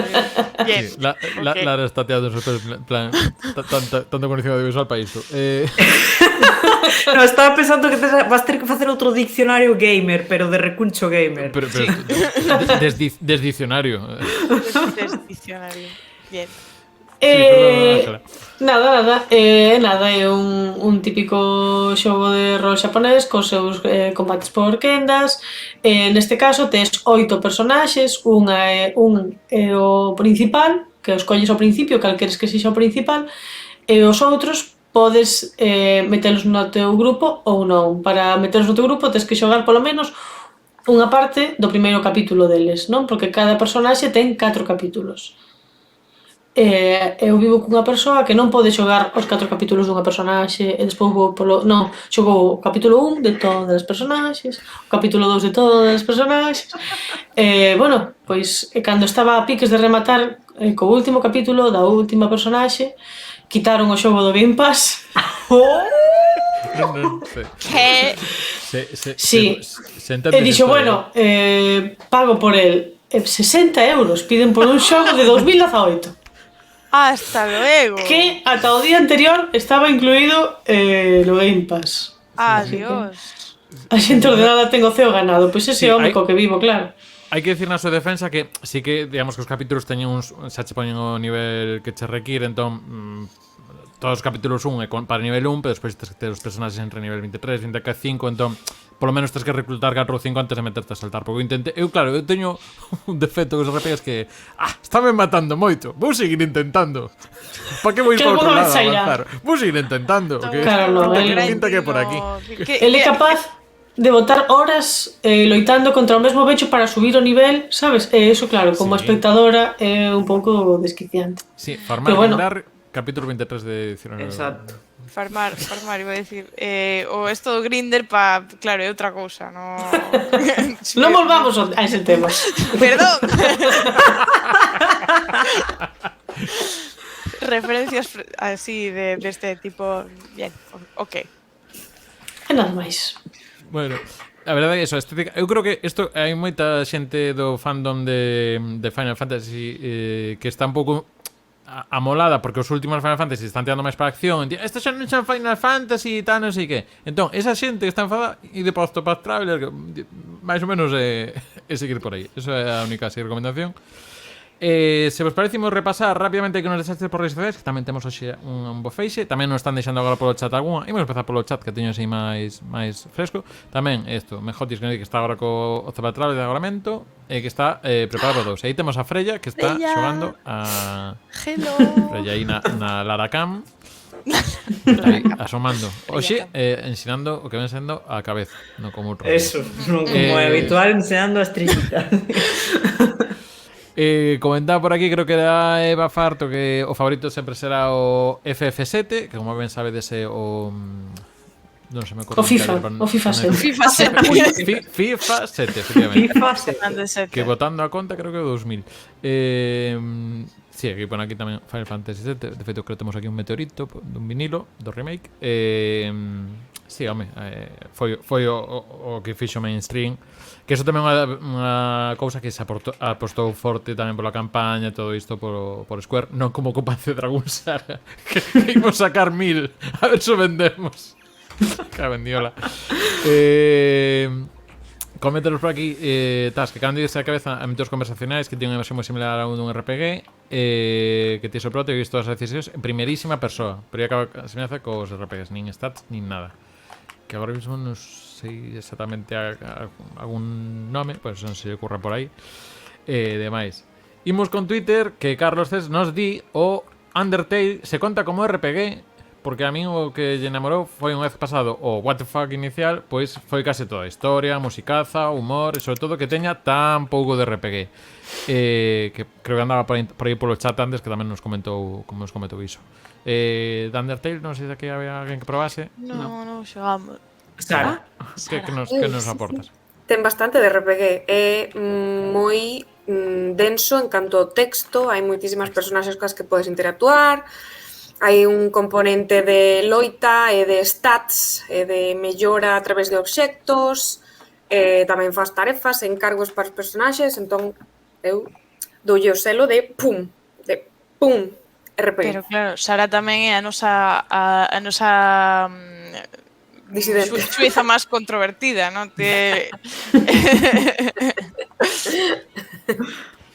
Nada,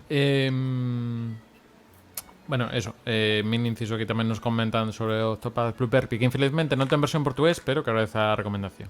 Bueno, senón, como pasou sempre, que claro, estamos falando aí do Legend of Dragoon e o Panzer Dragoon Saga, isto estaba en inglés, que quitabas a... Casi todos en que non inglés, está sí. localizado a español, digo, home, pois como ser de Sega nos 90. No, Legend of Dragoon está localizado, que ten... Ah, que sí que era de Sony, es que os de Sí, os de ten Sony son 30 kilos de texto, o sea... Hai que facer un estudio entre o nivel de inglés entre xente que tivo Sega e xente que tivo Sony e Nintendo. Non é tontería, non é tontería isto. Pero aproveitando o comentario foi de portugués, lembramos que tes na canal de Recuncho Gamer un resumo da demo do Resident Evil 4 que probamos en portugués, o cal queda moi gracioso escoitar os ganados falando en castelán e os personaxes principais en portugués. O sea, for the Chincho Experience 2.0. Pregunta ahora que iba farto. O Bravely Default, non sabeis de versión portuguesa. Bravely Default é un destes de Square tamén, que non lembro agora, é un concepto. Creo que a estética tamén é un pouco tirando cara ao que ten o Octopath, o sea, pixel art, non sei se ten tanto elemento así 2.5D, pero iso. O Undertale está feito co RPG Maker, non sei se é brincadeira ou é realmente así, pero que me... Sería increíble. Será, sí, porque... O RPG Maker entón evolucionou, que eu probaba a facer aí un xoguiño 2003, 2004 eran todos cenitais e o RPG non é só cenital. Bueno, pode ser, sí, podría ser. Co que teño visto, xa vos digo, non teño Eu máis. escoitara que había por aí alguén que fixo o Skyrim no RPG Maker. Unha cosa que me pareceu increíble. Bueno, Por que non, sabes? Seguimos aquí, por certo, que hoxe estive esquivando aquí tamén varias publicidades do Diablo 4, que é o que vai sair agora, pero dinos antes establecido que o Diablo 2 a súa escolla, que as horas que pasou co Bárbaro marcaronlle mentalmente para que cando xogo o rol só me apetece esa clase. O sea, que antes establecido que é un Bárbaro. Suele pasar. Isto, como sempre, para os que non teñan lerse xogos de PC chama, como lle pasa a min. como lle chamas en galego? Rabia, furia, ira, esa habilidade. Carraxe, aí está. Eu que sei. Ares Menezil di que no seu caso di que o primeiro foi o Pokémon amarelo, aí estamos no Team Sara, imagino, e o cal se fixo fan da saga. Pero, sen dúbida, o World of Warcraft foi o que máis lle marcou. Que a estas alturas xa non é un segredo. Porque aquí non falan... É un... sí, é un personaxe de... Bueno, sí, un personaxe... Que rápido isto. Que aquí non somos ninguén de deses. Non hai de rap. ¿Por qué somos así? En vez de chamarles MMOs, é como normal, pero bien, memeos. Multiplayer online. Outra palabra po dicionario. Non lembro que brincadeira fixa co comezo, pero en fin, dese diccionario, en fin. Curruncho galego que nos di aquí que calquera dos Zelda ou os de Witcher son maxia. Son RPGs? Eso aí xa entraremos no rebate. Eu creo que os Zelda entran, se chamamos o Alundra, por exemplo, ou Kingdom Hearts un action RPG, o Zelda por meter ben. Creo que sí. O Witcher Algúns, entra claro, por... non podes meter a toda a saga. Pero sí, Claro. algúns. Claro. Sí, o de Witcher tamén entraría eso. Está aí no mundo aberto, pero claro, se metemos máis por elemento de decisión e interacción con NPCs que por elemento de decisión, reputación e por inventario. Por inventario. por crafteo. Ai, Las que horror. horas que pasei caí co xunque e martelo. Bueno, agradecemos, mira, isto tamén nos chega ben que temos hoxe xente de Portugal, como Pluperpi, que que encontrou aquí a retransmisión por meter aquí que estamos facendo en portugués nos tags, xa que non hai galego probablemente, mira que chegou aquí e que está contento de coñeceros. Pois graciñas. Nada, @recunchogamer, tamén no YouTube, máis vídeos, se nos entende máis ou menos. Total, acabamos dicindo o sea, non se nos vai entender nin de que falásemos en idioma de amor. Panceris, ou sí. Panceris tampouco. Bueno, Mario Triano xa comentamos Legend of Dragoon, que comentaba antes Lara. David Stecker di, se valen JRPGs, pois dio Chrono Trigger, que isto diríamos, sería un action, creo, non? Creo que non era batallas por kendas. Créeme só que o Chrono Trigger é un destes de Square, que aí van variando, pero creo que unha especie de regreso ao futuro, pero non é como ambientado na modernidade e logo vai para atrás. Soame, eso tamén se xogou na miña casa, pero claro, trato de borrar todas as cousas que vexo porque faiseme moito.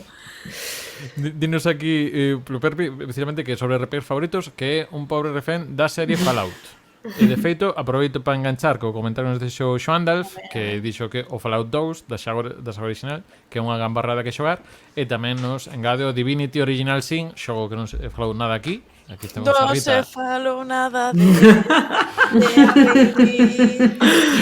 Neverwinter Nights, que os servidores presidentes en xenais. Isto que nos di Xoandalf. Fixen e salto, nada, Chrono Trigger, xogo Super Nintendo de Square, tamén considerado bastante clásico daquela época.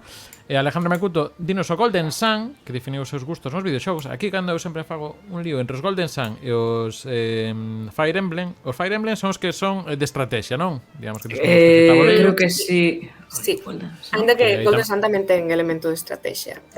Pero sí. Pero non sei se tanto de mover como pezas nun xadrez, como sería o Fire Emblem, Shining Force, que tamén é dos que teñen así un pouco de corazao. Tamén máis actuais o Valkyria Chronicles, sí. O Deus Ex pode ser ou unha cousa destas. Creo que igual estou misturando aquí xa de nomes. Dinos aquí había debate. Assassin's Creed, entramos aí, as últimas entregas, dinos era Paquiño, que os últimos pois teñan así máis elementos de subir niveis, inimigos con stats, o sea, digamos que tens que mellorar a equipación e todo iso. Pero bueno, estamos aí tamén nese mundo aberto con máis acción. Javi CV520 con matrícula de Dark Souls 3. Eu non sei por que me toca xente, ainda tengo que ver un curriña que me escribe. Dark Souls 3. É parte do teu encanto, ya. Sí, en fin. Dark Souls 3. Entraríamos... O 1, o 2, o Bloodborne, o Elden Ring, vos que opinades acerca de toda esa tanda? Son ou non son? Ángel e máis eu creo que sopramos o Elden Ring. Son pesadelos. Dinos aquí, foi o Golden Axe un dos primeiros e poucos arcades RPG? Eu non sei se chega a RPG, porque realmente é un xogo, é un hack and slash que lembramos que é un subxénero do beat'em up, pero os únicos elementos, digamos, de mellora a maxia, máis ambiente da ambientación, que eso sí que Dragóns Alxubes, en plan Edade Media, todo isto, pero o único elemento que había que sí que había unhas pocións que ibas collendo, cantas máis acumulabas, máis potente era a maxia, pero creo que era así o único elemento igual que podemos de xestión de tal. Aí entra o Gauntlet, que igual o Gauntlet, eu, polo que teño visto, sí que pode que teña máis elementos, pero non o teño super ubicado. Vista cenital, tamén moi ao xuve todo e demais. E pechamos rapidamente con Mario Horro, que di Final Fantasy, que é a súa infancia. Pois, pobre, tivo amnesia e moitos traumas e xiros así. Pobre Mario. Unha aperta que, bueno, tivo pero tuvo unha gran banda sonora na súa infancia. E unha espada enorme. E Diego Bouzón, que vai pechar o círculo porque o Yakuza Like a Dragon, que o comprou pensando que era de acción, e levou unha grata sorpresa, porque era un xogo tipo Final Fantasy no que podes ter un Mario Kart, podes ter un xogo de xestión e tamén tes Pokémons. Que hai Pokémons, os inimigos, sabes? logo tes unha Poké non sei que. De feito, a primeira vez que vas nesa side quest, díxete, a cal queres coller destes? E ves un señor mafioso de cor vermello, un señor mafioso de cor verde e un señor mafioso de cor azul. Escolle con cal queres comezar. O sea, o Yakuza foi o único que probei o Like a Dragon, maravilla, sobre todo esas meta referencias a hai unha referencia ao Crazy Taxi, e que imos traballar, témolo aí notado en recuncho de referencias do Yakuza Like a Dragon, tiña notado, pero creo que mira, hoxe xa é bo día para darlle un empurrón. En fin, levamos hoxe xa, pasámonos hoxe de voltas todas. Isto só vai superar o especial de Eurovisión cando toque. Lembramos que xa, mira, xa vos digo a data agora. É o 13 de maio Eurovisión, pois o luns anterior. Ven sendo luns 8. Eu xa sei que nos pasamos moito de voltas, pero quería engadir unha cousa que se me esqueceu antes. Porque esqueceuseme decir que no... Maldito Shatal. Que esqueceuseme decir que no Pillars of Eternity hai un personaxe que está pois no top 5 da miña lista de personaxes que tiñan que ter sido romanceables, pero non o son. Que o teu compañeiro Eder, que no un é como o teu mellor amigo, sabes, forever, bros amigo forever. Da infancia. Non é amigo da infancia, conozco ali ao lado dun árbore onde hai un montón de xente colgada. Romántico. É moi simpático, no? Entonces está de salir de Super Bros. E no segundo hai un montón de xente que pode romancearte e él de feito rexéitate, di nunca me a nosa relación así e diste desarrolladores, cuál es vuestro problema, Non queredes facer felices aos xogadores, non? Exacto, eso foi, eu creo que eso foi a posta, puñalada. E encima a engadir que podes ter animales de mascota. Xa está, eres. Non como no Pokémon. Que son monstruos portátiles, digo a palabra. Nada máis, pois nada, imos ir recollendo. A verdade, bueno, estivemos a gustísimo. Estivo a xente a gustísimo porque é verdade que estivo bastante xente, parte moi participadora. Agradecemos, mira, aproveito xusto agora, Falperra acaba de resuscribirse, tamén que Tas RX aí, Miquel 13, os humanos aí a aportar co Prime un pouquiño. Pois nada, isto para pagar a luz. Eu penso de Freya nesa orde, un poquinho máis por Freya. Pois eso, graciñas tamén pola compañía. A verdade que o chat estivo animado, aportando moito, así que tamén iso é esa gracia tamén de aquí, de gravar isto así un pouco con directo. E se non a xente que está no YouTube, Spotify e iVoox e todo isto, pois tamén deixade un comentario nas plataformas que vos deixes, non @reconchogamer, e se tedes algún martes pola noite so das 10, estamos aquí cun podcast. Martes que ven, temos novo podcast. Se non cambia a cousa, creo que imos falar de xeración 8-bit. Xa sabedes, Nintendo, Master System, a TurboGrafx ou PC Engines, como queira chamarle, e algunha cousa máis que da época. Imos ver que equipo se reúne. Recuncheiros Assemble, hai que facelo do corazón. Estudiáramos outro día no San Valentín, pero non xa nos hai o corazón. Pero non estaba no medio. Go Power Rangers. Aí está, moi ben. Non sei que estamos facendo isto. Bueno, no de San Valentín non nos saiu. Pero bueno, eres romanceable. Sí, esto hubo ahora un fío en Twitter esta semana que era sen sacar novas fotos, pongo a tua imaxe de NPC pongo a foto na que seas NPC non romanceable, pongo outra que seas NPC que che manda de misións e outro de Final Boss. Entón, nada. Xa vos pasarías miñas. Sí, por favor. Sí, por favor. Efectivamente, faremos aí o chisme. Iso, martes que ven novo contido, mentras siga vendo máis contido en YouTube, nas redes tamén imos rebotando alguna cousa que fagamos isto. Nada, 8 bits para a semana que ven. Temos que mirar aí que está a nada de estrearse a peli de Mario. Igual podemos facer aí un saloncine, incluso aquí a xente de zona cerca, os que vivamos cerca, digamos, se buscara podemos mirar aí, facer aí visita conxunto ao cine. Entón xa falaremos no outro día tamén. Nada máis. Boas noites, Lara, Rita, Ángela, Sara, señora que se puxo camiseta friki. Buenas noites. Sintonía e no, imos poñer música do Patrable, xa que É ben bonita. ben. Adeus, boa noite. Boa noite.